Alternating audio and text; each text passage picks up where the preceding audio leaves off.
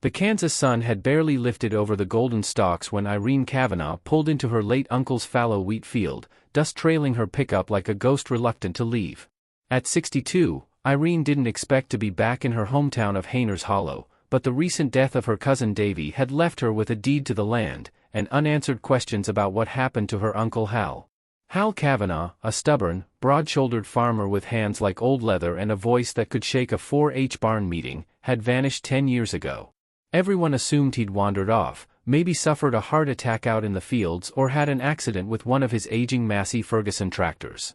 The sheriff led a half-hearted search. Some said the coyotes got him, others whispered about a dispute he'd had with a neighboring soybean magnate. Nothing came of it. No body, no answers. Irene never believed her uncle would just walk off without a trace. He wasn't the type. She remembered vividly the last time she saw him, swinging his straw hat against his thigh, muttering about how someone was sniffing where they shouldn't be. Now, a decade later, the farm was overgrown with thistle and regret. The barn collapsed at one corner like a broken jaw. Irene wasn't here for nostalgia. She planned to sell the place, maybe lease it to one of the dairy co-op boys, but first, she wanted to walk it, touch it again, maybe feel whatever lingering truth had never been spoken. That's when she saw it, the old stone well, ringed with moss and faded lilacs, hidden under brush along the south fence line. The metal cover, once locked shut, was cracked open slightly, like someone had recently tried to pry it loose. Curious, and feeling a knot of unease tighten in her gut, Irene pulled the lid back and peered inside. It was deep, 30 feet or more, and pitch black. She clicked on her flashlight and shone it down. At first, nothing, just water far below. Then her breath caught. Hanging upside down just above the waterline, caught in a tangle of rusted ladder rungs and vines, was a body, its boots facing the sky. Panic didn't come right away, it settled in slowly, like a chill creeping into bone. She stumbled back and called the county sheriff, who arrived an hour later with 2 deputies and a crime scene truck. They pulled the body out that afternoon. The coroner confirmed what Irene already knew. It was Hal Kavanaugh, unmistakable from the turquoise bolo tie he always wore, still knotted beneath his chin like it was just another Sunday. He'd been murdered, they said. Blunt trauma to the head, likely before being lowered into the well feet first. The ladder rungs had kept him partially above water all these years, preserving the body in the cold depth. Irene couldn't look at him when they brought him up, but she could smell the years, earth, decay, and something like oil. The sheriff, a tired man named Walt Fletcher with a limp from a 1983 tractor roll, didn't seem all too surprised. "You stir up dust in this county," he told her, "you're liable to choke on what's under it." As they went through Hal's things, what little remained in the farmhouse, Irene found a rusted metal box wedged behind an old gas heater. Inside was a photograph, yellowed with age. It showed a man, probably in his 30s, standing near the well. But what made Irene's blood freeze was how the photo had been printed, upside down.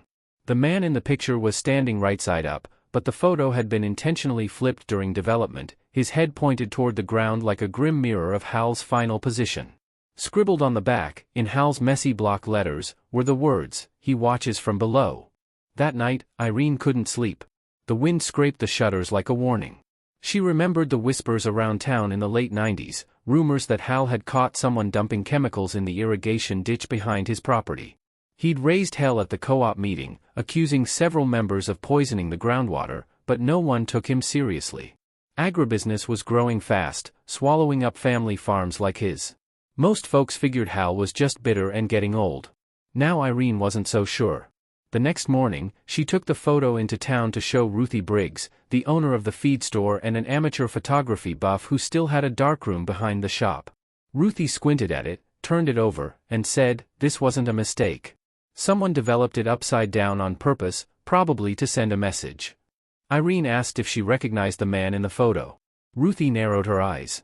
"Looks a bit like Benny Cotter," she said slowly. "He was working security for the co-op back then. Disappeared just after Hal did. Folks said he moved up to Nebraska, but no one ever heard from him again." Irene felt something shift inside her, a familiar Kavanaugh stubbornness awakening. She wasn't going to sell this land, not until she knew the truth. Hal had raised her when her parents died in a car wreck, taught her to drive a combine, to listen to the wind like it carried warnings, to trust her instincts over anyone else's voice. She owed him more than a funeral. She started digging through county records, dusty co-op meeting minutes, old USDA complaints. She found a letter Hal had written but never mailed, accusing 3 co-op board members of siphoning pesticides from a federal supply and illegally dumping the runoff to avoid inspection costs. One of the names leapt off the page, Leander Briscoe, now president of the Regional Farm Bureau and one of the most powerful men in the county. Irene brought the letter to Sheriff Fletcher, who glanced at it, sighed, and set it face down on his desk. "That's 20-year-old noise," he said. "You go pokin' around, you're gonna rile up people who like things quiet." Irene told him she didn't care. He looked her in the eye, then said something that chilled her more than the well had. Hal tried the same thing. Look where it got him. On her way out of the station, a young deputy named Clay Mendez slipped her a folded note. "Call me," it said, with a number. That night she did. Clay told her in hushed tones that Fletcher had buried complaints about Briscoe for years, from land fraud to missing chemical inventory. "He's got friends higher up," Clay said. "Real high. The kind who don't want this stuff dug up." Irene asked him about Benny Cotter. There was a pause. "He never went to Nebraska," Clay said finally. "His truck was found torched in a ravine 2 weeks after Hal vanished. No body. Case closed as suicide." Irene hung up and stared out the window at the overgrown wheat, the moonlight catching on the silver roof of the old tool shed. She felt watched. The next morning, she found her truck tires slashed and the lock on the barn door twisted off. Inside, someone had ransacked Hal's old desk, papers scattered, drawers yanked out. But what caught her eye was the broken floorboard beneath the desk chair, something she hadn't noticed before. She pried it up with a crowbar and found a second metal box, smaller than the first, locked tight. It was etched faintly with the word, "Liars." Irene drove fast through the backroads of Hayner's Hollow, the dust curling in her rearview like a curtain closing on an old scene, the box marked "Liars" sitting heavy on the passenger seat wrapped in a towel she kept behind the bench. She didn't head for town, not yet, and definitely not back to her place where she figured someone had already been watching. Instead, she turned down a winding gravel lane that led to the abandoned Wilson Dairy Farm, long shuttered since mad cow scares and the market crashes of the late 90s left smaller operations high and dry. It was a place Hal used to take her when she was little, teaching her how to bottle feed calves and listen for the low moan of sick cows before sunrise. Nobody came here anymore, not even kids sneaking beers. The rusted silo groaned in the wind like it remembered everything. She parked behind the half-collapsed milking barn and pried open the box using Hal's old tire iron, teeth clenched as the lock gave with a protesting pop. Inside were photographs, dozens of them. All black and white, many blurry or oddly cropped. Each showed different angles of the co-op pesticide shed, the irrigation runoff ditch behind Briscoe's main soybean field, and aerial views from what looked like an old crop duster's camera reel. Hal had labeled them carefully: July 6th, after hours, tank number 3 overflow, unauthorized storage, Benny watching. Some even had times and weather conditions noted, like he was preparing a case to take to someone bigger than the county. Near the bottom of the box, Irene found a cassette tape in a cracked plastic case labeled, "Meeting, August 12th, Bluff." Her uncle didn't trust tape recorders, she remembered. He always said they could be doctored. Which meant whatever he'd recorded, he knew was worth the risk. She didn't have a player, but she knew someone who did: Toby Darnell, Hal's oldest friend and a former AG mechanics teacher who now ran a junkyard on the edge of town filled with discarded combines and rusted-out corn shellers. When she pulled into the yard, Toby was under the hood of a busted pickup, his gray ponytail caught in a rubber band, oil streaking his forearms. "Well, I'll be damned," he said, squinting through his bifocals. "Didn't think I'd see another Kavanaugh on this side of the dirt." Irene explained quickly, watching his face harden as she laid the box contents across the tailgate of her truck. Toby said nothing for a long time, then went inside and came back with a battered cassette player he used for playing Johnny Cash when working late. The tape hissed, then crackled into voices, at least 3 men, 2 of whom she recognized: Hal's deep, clipped speech, and Briscoe's distinctive drawl, always slow and performative, like he was talking to a jury. The third voice remained mostly quiet except for short bursts of agreement. On the tape, Hal accused them of dumping excess pesticide into the drainage well, of covering for missing USDA barrels, and of threatening workers who asked too many questions. Briscoe called him paranoid, told him to let the land go quiet, and warned that diggin' too deep gets folks buried. Then came something chilling, a scuffle, Hal yelling, "You won't silence me," followed by the metallic clang of something dropped, then silence except for the wind and the faint rustle of paper. Toby shut off the player. "That ain't just damning," he said low. "That's enough to get someone killed. Might be it already did." Irene asked if the tape could be shared. Toby nodded, said he had a buddy who'd digitize it and send it to a friend at the Agricultural Enforcement Office in Topeka, but warned her to be careful. Briscoe's got hands in every grain bin from here to Dodge City. You make one wrong step, and you'll end up where Hal did, only quicker. On her way back through town, Irene stopped by the diner and ran into an old classmate, Rose Mattingly, now waitress and part-time gossip queen. Over coffee, Rose leaned in and said, "I heard the sheriff's been telling folks you're stirring up Hal's ghost. That ain't wise. You know who owns most of the land near that well now? Briscoe's nephew. Bought it cheap after Hal went missing." Irene froze. Why'd he want it? Rose shrugged. Water rights, maybe. Or whatever Hal buried out there. Later that evening, Irene returned to the farm. The wind had picked up, the wheat hissing like dry snakes in the fading light. She parked near the old irrigation shed and walked its perimeter with a flashlight. That's when she noticed the disturbed soil along the back wall. Someone had recently dug there and tried to cover it hastily. The shovel marks were obvious to her eyes, trained from childhood to spot when gophers broke the surface or when fence posts shifted. She grabbed a hoe from the barn and dug down. After less than 2 feet, the blade struck something solid, metal. She cleared the dirt, revealing an old pesticide drum with the USDA stamp mostly worn off. It reeked of chemicals even after all these years.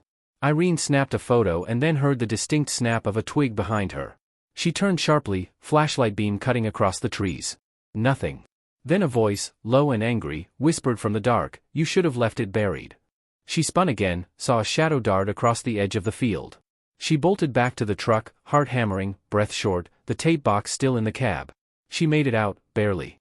That night, unable to sleep, she stared at Hal's photo, still upside down, and remembered a conversation they'd had after her aunt died, Hal sitting on the porch with a glass of rye, saying, "The land remembers what we try to forget. You just gotta know how to listen." Irene knew now she'd only scratched the surface. There were more secrets out here, more lies rotting in the soil. She wasn't just chasing Hal's killer, she was unraveling something deeper, something systemic.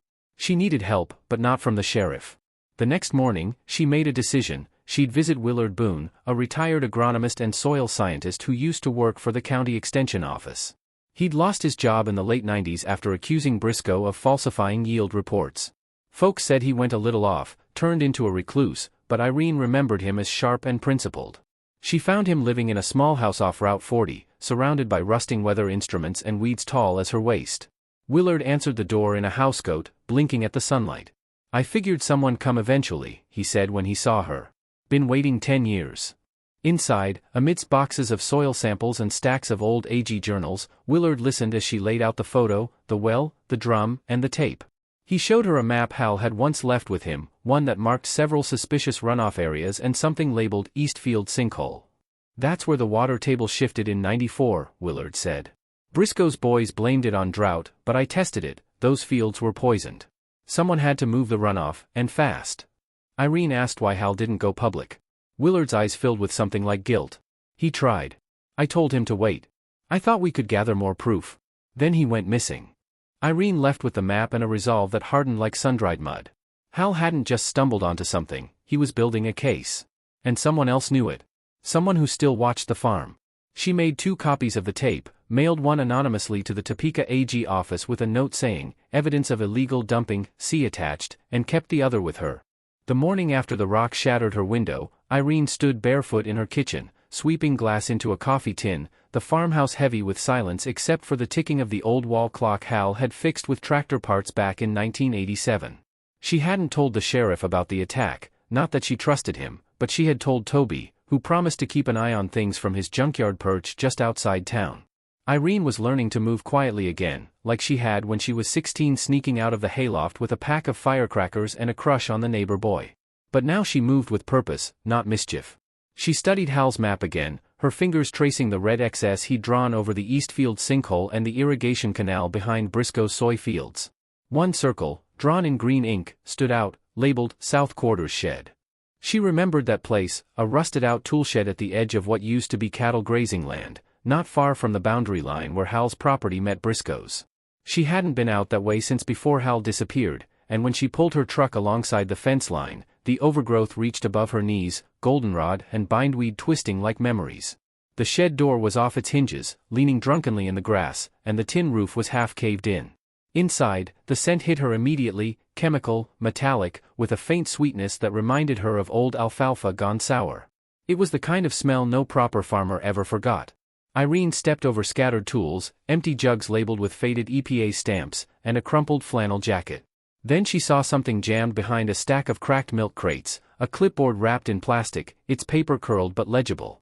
The top sheet listed chemical delivery manifests from 1993 to 1995, names, quantities, destinations. One of them read, B. Cotter, 3 drums, Field 9, unauthorized. The handwriting matched Hal's. Someone had kept a ledger of illegal deliveries, and Benny Cotter, long presumed missing, was listed more than once.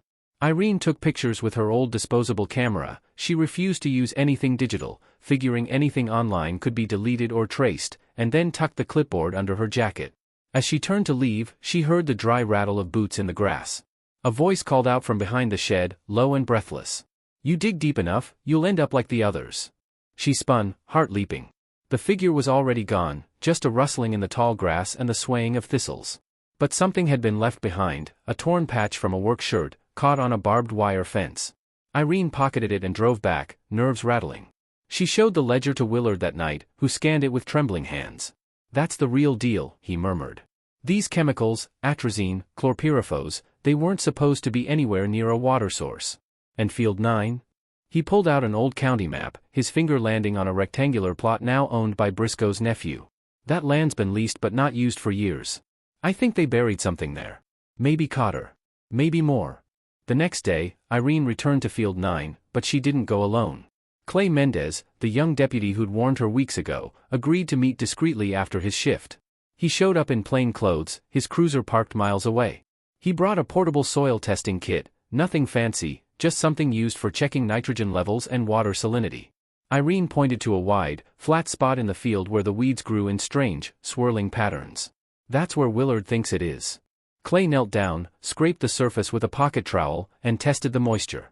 His brow furrowed. "There's chemical residue here, something strong. It's not just pesticide runoff. It's like something's been leaching for years." They marked the coordinates and agreed not to tell Fletcher. Not yet. That night, Irene returned home to find the second cassette tape in her mailbox. No note, no envelope. Just the tape, scratched and dusty, labeled, Wellhouse, Final. She didn't know who had it or why they gave it back. She called Toby and drove straight to the junkyard. They played the tape in silence, huddled under a floodlight surrounded by rusting grain augers and old truck beds. The voice on the tape wasn't Hal's this time. It was Benny Cotter's. He sounded panicked, out of breath, and scared. "They're gonna dump it all," he said. "The drums, the records. Hal's threatening to go to the USDA. Said he's got a guy in Topeka. Briscoe told me to keep him quiet. Said we'd bury him if we had to. I ain't built for that. I didn't sign up to kill nobody. I just wanted the work. If anything happens to me, check the well. The old well near the lilacs. They'll never dig there." Irene and Toby looked at each other. "That's a confession," he whispered. "And he was dead 2 weeks later," Irene added. "Or disappeared, anyway." The next morning, Irene drove to the county records office, hoping to dig deeper into land transactions around the time Hal vanished. There, buried in the property filings from 1996, she found something curious. Field 9, which had always been family-owned, was transferred through a shell entity before ending up in Briscoe's nephew's hands. The signature on the initial transfer was forged, Hal's name, but the handwriting was wrong. Irene had years of birthday cards to compare it to. It was clear now, someone had forged Hal's signature after he died, or before he vanished, to take that land, and maybe to cover up whatever lay underneath. When she confronted Sheriff Fletcher later that day, showing him the forged deed, he barely looked at it. "That's old ink on old paper," he said, eyes cold. "Don't mean much today. I suggest you let this be. Go back to Wichita. Forget this farm." "I'm not leaving," Irene said, voice steady. "You're either with me, or you're in the way." That night, as she sat on her porch watching the fireflies rise like sparks from the wheat, her thoughts returned again to the photo Hal had hidden, the one printed upside down. She wondered if it had been a message, not just about Cotter, but about the land itself. About the way corruption had turned things on their head. She felt more alone than ever, but resolved. The truth was buried here. And she'd dig until it was brought into the light. Even if it meant facing the same darkness that swallowed Hal. Even if it meant uncovering a truth the entire county had worked hard to forget. Because Irene knew now, Hal hadn't been the only one they tried to bury. He was just the first. Irene didn't sleep that night, instead sitting up with a loaded .22 under her armchair cushion, the photo of Hal still lying on the table next to her copy of the county deed records and the Cotter confession tape now stored in a biscuit tin under the floorboards. She couldn't shake the feeling that the storm was close, that someone, maybe several someones, were tightening the circle around her with every hour she stayed on the farm. But Irene had Kavanaugh blood, and that meant she wasn't going to scare easy, not even when the porch light shorted out just after midnight or when she caught the smell of cigarette smoke drifting through the front window at 2 a.m. She stayed put, gun across her lap, and thought about her next move. She needed to dig. Not just for justice, though Hal deserved that, but for the rot that had spread through the fields and the county itself. Briscoe wasn't acting alone. That much was clear now. The forged deed, the buried drums, the silenced witnesses, it all pointed to something larger than one greedy man. By morning, Irene had decided she was going back to Field 9, this time with heavier tools. She drove to Toby's place and borrowed an old post-hole digger, a battered wheelbarrow, and 3 shovels. Toby offered to come, but she said no. If something happened, one of them needed to be able to speak. She reached the field by late morning and started digging at the center of the strange weed patterns, where the growth was oddly stunted and yellowed. The soil was dry at the top, cracked like old skin, but 8 inches down, it turned greasy and black, the smell of something unnatural rising with every thrust of the shovel. Irene hit something hard by late afternoon. A metal plate. She cleared around it slowly, revealing a rusted hatch, bolted shut with a padlock long corroded. She pried it open with the crowbar and uncovered a narrow shaft lined with plywood and sheet metal, descending maybe 10 feet before turning. A makeshift root cellar, or more likely, a dump site. She lowered herself in, flashlight gripped tight in one hand, and landed on a dirt floor littered with plastic sheeting and torn labels. Pesticide jugs, oil drums, and empty containers marked with USDA tags filled the room like the aftermath of a crime scene left to decay. At the far end, in the corner half buried in dirt, was a work boot, still on the foot of a partially exposed body, bones visible through decomposed clothing. Irene staggered back, bile rising in her throat. She knew in her gut it was Benny Cotter. He hadn't run. He'd been buried here, silenced and forgotten. She took photos, dozens of them, then climbed out, her limbs shaking, and drove straight to Willard's house. He confirmed it, based on the ledger notes, the missing boots, and the stitched name on the jacket sleeve. They had a body. And now, they had a crime scene. Willard agreed to contact a state-level environmental investigator he once worked with, someone outside Briscoe's reach. Meanwhile, Irene returned to the farm and found her front door ajar, a crowbar mark fresh on the wood. Inside, drawers were dumped out, closets opened, but the biscuit tin beneath the floorboards remained untouched. Whoever broke in hadn't known where to look. She reinforced the windows, reloaded the rifle, and called Clay. He came that night, tense and shaken. "I think Fletcher knows," he whispered. "He's been real quiet lately. Too quiet. I saw him talking to Briscoe's truck driver out by the grain elevator yesterday. Didn't like the look of it." Irene told him about the body, the hidden dump, and the photo. Clay agreed to file an anonymous tip to the state police using a burner phone. "But we have to be fast," he said. "If Briscoe catches wind, that site will be gone by morning." Irene stayed up again that night, watching the road. Just past 3 a.m., she spotted 2 trucks crawling toward Field 9, lights off. She roused Clay, who was sleeping in his cruiser a half-mile away. Together they drove toward the field but stopped short when they saw the silhouettes of men unloading barrels from the trucks, tossing them back into the hole. "They're trying to bury the evidence," Clay said, grabbing his camera. He took photos, then climbed a berm and recorded video as headlights briefly illuminated one of the men's faces. It was Del Royce, a local co-op officer and Briscoe's cousin. Clay uploaded the footage to a flash drive and handed it to Irene. "Take this to Topeka. Tomorrow. I'll stay here and stall." Irene left before sunrise, stopping only to grab the cassette, the photo, and Hal's ledger. The drive to Topeka was 5 hours, and every vehicle in her mirror made her stomach twist. But she made it, handed the evidence to the Department of Agriculture's Office of Special Investigation, and told them everything. By the next day, agents were in Hayner's Hollow with a warrant, and the dig site at Field 9 was cordoned off with yellow tape. The body was confirmed to be Benny Cotter. A second was found near the base of the pit, too decomposed to identify on site, but Irene had a sick suspicion. It was probably that quiet third man on Hal's recording. Fletcher resigned before the week was out, citing health reasons, but rumor said he'd already been served. Briscoe was arrested trying to board a charter flight out of Dodge City. Irene returned to the farm, exhausted, her hands blistered but her heart a little lighter. She stood by the well that evening, watching the sun burn low across the wheat, and said aloud, "We found you, Hal. We finally found you. But just as she turned to head inside, she saw something that stopped her cold, a faded blue pickup pulling down the gravel lane, its windshield cracked and its front plate missing. A man stepped out, older, scarred, and walking with a limp. Irene reached for her .22, then froze as the man raised his hand slowly and said, "Name's Daryl Holt. I think you've been looking for me."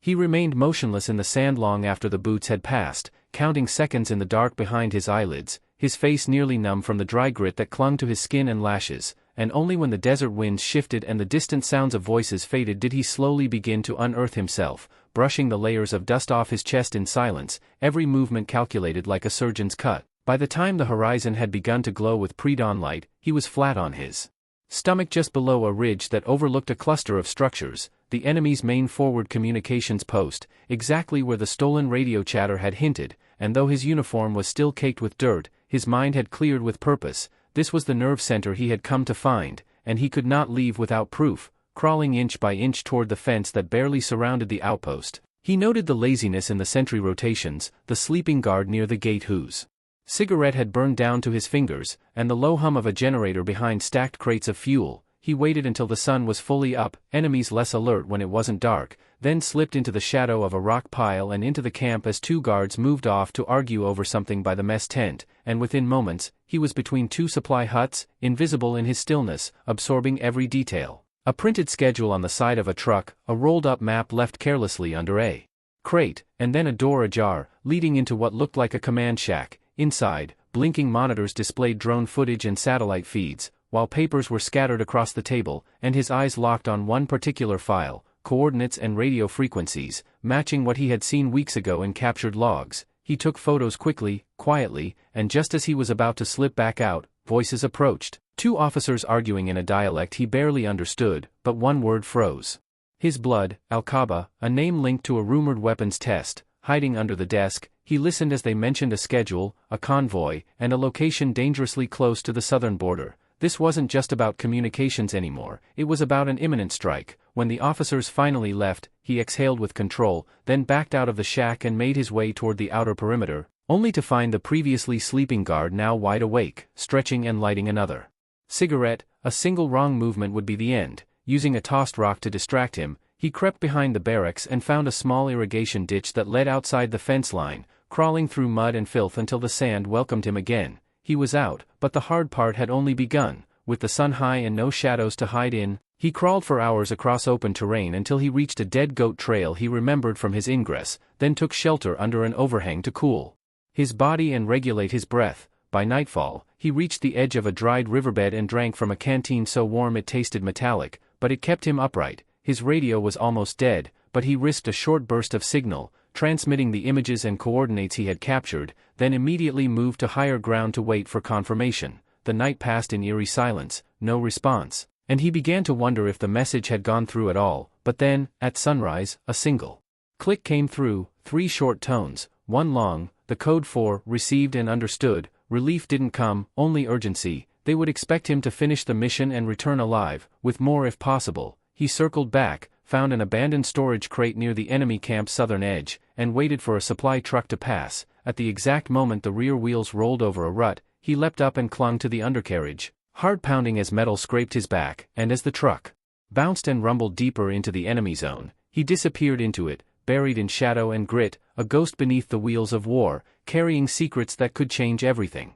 The truck bounced along rough terrain for what felt like hours, rattling every bone in his body, but he didn't let go, not even when a sharp metal shard tore into his shoulder or when the sand caked over his eyes and mouth. He clung to the underside like a man already buried, only moving when the vehicle finally stopped under a canopy of canvas and camouflage netting, deep within what appeared to be a heavily fortified enemy installation, not a forward camp but a central operations base hidden among rock and sand, complete with watchtowers, antenna arrays, and armored vehicles parked in half-moon formation around a central command dome. He waited until dusk before dropping silently onto the ground, hiding beneath a supply crate, ears tuned to every movement, every murmur. When the sky had dimmed into a purplish bruise, he began his crawl once more, slow and deliberate, staying between shadows and following the faint smell of diesel toward the command building, where a series of steel doors stood guarded but not impenetrable. The enemy had grown complacent, perhaps too confident after the last major offensive, and he used it against them. tailing a group of technicians into the main structure by staying close to their boot noise, slipping past the inner checkpoint just before the doors hissed shut behind him. Inside, he found a corridor filled with humming terminals, screens showing maps of regions marked in red, and most alarmingly, video feeds of border zones marked as unstable, which matched the data he had sent just days earlier. They were reacting already, reassigning units and rerouting equipment, preparing for retaliation or preemption. In a back room, he discovered a bank of hard drives and a list of field codenames, one of which matched a missing Allied informant whose disappearance had sparked this entire mission. Echo 9. Last seen transmitting from the southern canyon but presumed dead, and yet, here his name was, under a section labeled Asset Containment. Dread twisted through his gut. Had Echo 9 been captured, turned, or worse, fabricated entirely? He took photos of everything, heart racing, fingers trembling, and then paused at the sound of boots, heavy ones, not patrolling soldiers, but commanders, slipping into an air duct above the racks. He watched them enter the room and speak in curt, serious tones, one holding up a satellite photo of a convoy route with the words, "Strike window, 48 hours. The offensive wasn't a theory, it was locked in, retreating through the duct. He emerged into a service corridor and navigated toward a large bay marked with vehicle numbers, locating a jeep and ducking under it until morning, when a pair of mechanics arrived to prep the convoy, one of them young, distracted, leaving behind a uniform jacket as he stepped away to smoke. With precision born of desperation, he took the jacket, slipped into the back of the vehicle, and waited under a tarp until it moved, bouncing for hours over winding terrain until they reached a supply checkpoint at the base of a canyon, a checkpoint he recognized because it had once belonged to his own side before it fell weeks earlier. Now, it was enemy-controlled, but sloppily. The guards joked loudly, played cards, and paid little attention to the vehicles, allowing him to slip out unseen and into the craggy rocks above the outpost. He climbed until he reached the top ridge and signaled, a flash mirror, angled low toward the east hills, just once, no more. 3 hours later, a glint answered him. His people were near. Still, he did not move, not until nightfall, when he crawled back down toward the canyon mouth, past his old field marker carved into a dead tree, and finally met a pair of Allied scouts who pulled him into a trench and whispered his codename with disbelief. "Ghost One, is that you?" He nodded but said nothing, his mouth too dry, his mind reeling. Over the next day, he was debriefed in a makeshift safe house, where analysts pored over the images, files, and data he had risked everything to retrieve. What they found confirmed their worst fears. The enemy was not only planning a preemptive strike but had embedded counterintelligence agents in 2 Allied outposts already, using the fabricated Echo 9 identity as a way to manipulate false trails and erase resistance pockets before launching their operation. Because of him, those agents were exposed in time, and the impending strike was delayed long enough for a defensive strategy to be mounted. He was offered medals, interviews, even a promotion, all of which he declined. He didn't want cameras or stories written, only to walk away. Because what he had done didn't feel like heroism, it felt like survival, calculated, grim, necessary. Weeks later, when the enemy finally retreated, their base abandoned and hollow, he stood once more on the ridge where it had all begun, staring into the same desert wind, the sun burning low and red across the sand, and he let the silence fill him. He had vanished into the earth, into shadow and silence, and returned not as a soldier or a symbol, but as a reminder that sometimes, victory is not a roar, it's a whisper that survives.